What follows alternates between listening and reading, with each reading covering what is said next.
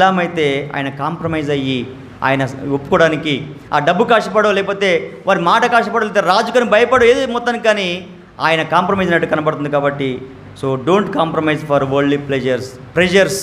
ఒకవేళ ప్రెజర్ అయినొచ్చు, ఒకవేళ ఆయన ఒత్తిడి తేవచ్చు. మనం చూస్తాం లోకంలో అనేసార్లు మనం ఉద్యోగాలు చేస్తున్నప్పుడు అనేక ఒత్తిళ్ళు మనకు వస్తూ ఉంటాయి.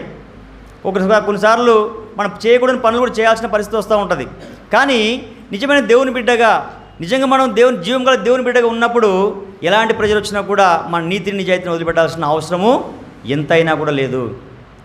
ఒకవేళ వాళ్ళు ఏమనుకుంటారో, బాస్ ఏమనుకుంటాడో, లేకపోతే వాళ్ళు మనం తప్పుగా అనుకుంటారేమో, మనం మాట వినట్లేదు అనుకుంటారేమో, మనం గర్వంగా ఉన్నాం అనుకుంటారేమో, మనం ఒకవేళ కావాలని చేస్తున్నాం అనుకుంటారేమో, ప్రత్యేకంగా ఉండాలనుకుంటున్నామేమో అని అనుకున్నా కూడా మనం ఏ ప్రెజర్స్ కూడా లొంగాల్సిన అవసరం లేదు.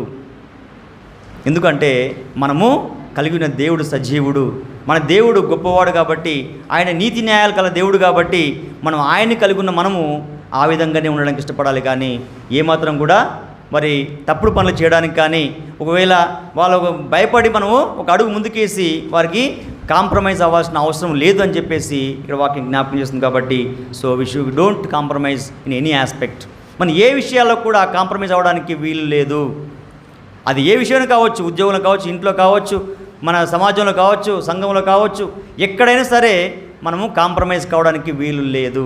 ఇక్కడ బిలాం అయితే ఆయన కాంప్రమైజ్ అయ్యి ఏం చేస్తున్నాడంటే, మీరు ఉండండి, నేను తెలుసుకొని చెప్తానని చెప్పి